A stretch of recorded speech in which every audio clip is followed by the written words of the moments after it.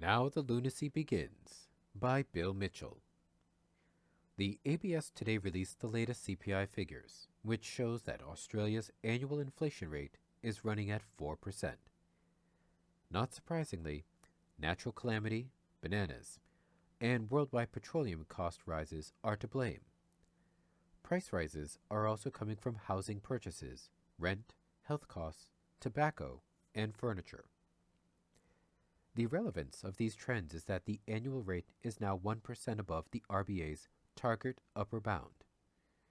The problem is that the bank will now, in Pavlovian fashion, put interest rates up again, and so the lunacy begins.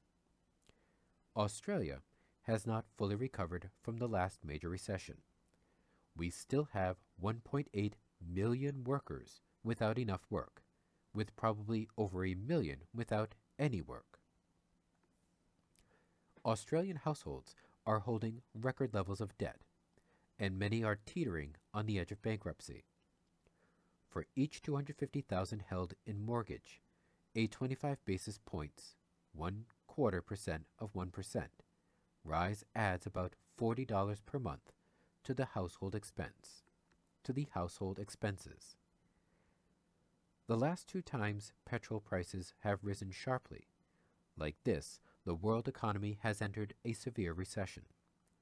Maintaining liquidity in the non-government sector is vital in times of cost squeeze.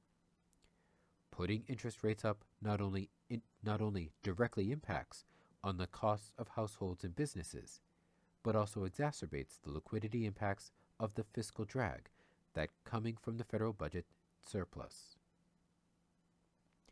Both policy settings will further damage employment growth and increase unemployment.